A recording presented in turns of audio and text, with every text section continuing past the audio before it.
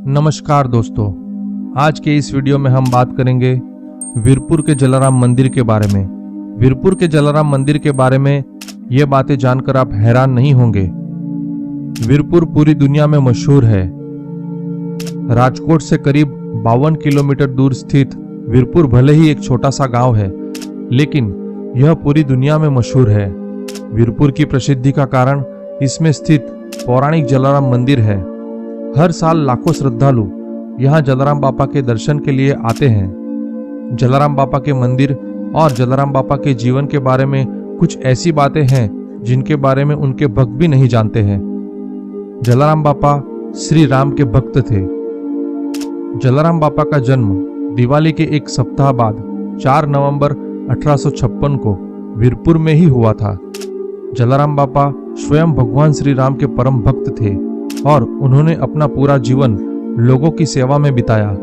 उनका जन्म लोहाना वंश में हुआ था और उनके पिता का नाम प्रधान ठक्कर और माता का नाम राजबाई ठक्कर था। जलाराम बापा को शुरू से ही सांसारिक जीवन जीने में कोई रुचि नहीं थी। बचपन से ही भगवान राम के भक्त जलाराम बापा तीर्थ यात्रियों, साधु संतों की सेवा में लगे रहते थे। क्योंकि उन्होंने खुद को अपने पिता के व्यवसाय से अलग कर लिया था, इसलिए उनके चाचा वलजी भाई ने जलाराम बापा और उनकी पत्नी वीरबाई को अपने घर में रहने की अनुमति दे दी। बचपन से ही था दुनिया से थोड़ा लगाव।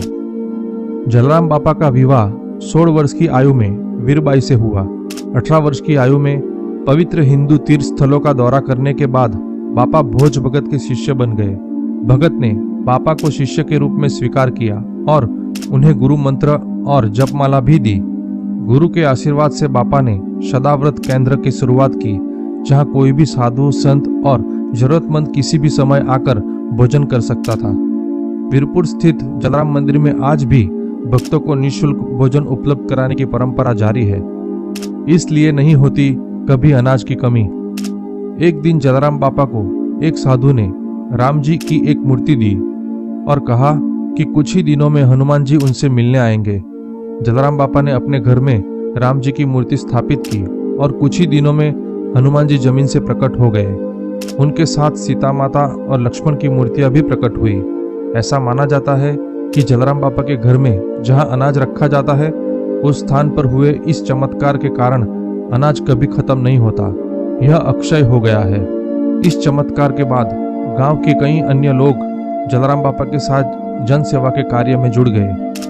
साधु संतों का मिला आशीर्वाद। परंपरा के अनुसार गुणातीतानंद स्वामी एक बार जूनागढ़ से आते समय वीरपुर में रुके थे। जलाराम बापा ने उनकी इतनी अच्छी सेवा की कि स्वामी उनसे प्रसन्न हुए और आशीर्वाद दिया कि उनकी प्रसिद्धि देश विदेश में फैलेगी और वीरपुर एक महान तीर्थ स्थान बन जाएगा। जलाराम बापा की प्रसिद्धि भगवान के अवतार के रूप में फैल गई। जलाराम बापा वीरपुर आने वाले हर व्यक्ति को बिना उसकी जाति धर्म पूछे खाना खिलाते थे। वीरपुर में आज भी यह प्रथा जारी है। ऐसे पड़ा बापा नाम। एक बार हरजी नाम के एक दर्जी को पेट में तेज दर्द हुआ और वह मदद के लिए जलाराम बापा के पास गया। बापा ने भगवान से प्रार्थना की और हरजी का कष्ट दूर हो गया। वह बापा के चरणों में गिर पड़ा और उन्हें पहली बार जलाराम बापा कहकर संबोधित किया। उसके बाद लोग अपनी बीमारियां और कष्टों से छुटकारा पाने के लिए जलाराम बापा के पास आने लगे। बापा राम का नाम लेकर उनके लिए प्रार्थना करेंगे और चमत्कार हो जाएंगे। हिंदू और मुसलमान दोनों जलाराम बापा के शिष्य बन गए। आज भी जो भक्त जलाराम बापा का श्रद्धापूर्वक ध्यान करते हैं, उन्हें उनके परिचय प्राप्त होते हैं। डंडा और झोली का रहस्य। ऐसा कहा जाता है कि एक बार भगवान एक वृद्ध संत के रूप में जलाराम बापा से मिले और उनसे वीरबाई को उनकी सेवा के लिए भेजने को कहा। जलाराम बापा ने अपनी पत्नी की अनुमति ली और उसे साधु के साथ जाने के लिए कहा। थोड़ी दूर चलने के बाद संत ने वीरबाई को उनकी प्रतीक्षा करने के लिए कहा। उसने कई बार प्रतीक्षा की, लेकिन संत प्रकट नहीं हुए। इसके बजाय यह अफवाह थी कि यह उनके आतिथ्य की परीक्षा थी। गायब होने से पहले संत ने वीरबाई को एक डंडा और एक टाट दिया था। वीरबाई ने जलाराम बापा को सारी कहानी बताई और डंडा और झोली दे दी। आज भी इसे वीरपुर के जलाराम मंदिर में प्रदर्शन हेतु रखा गया है। मंदिर का महात्म्य।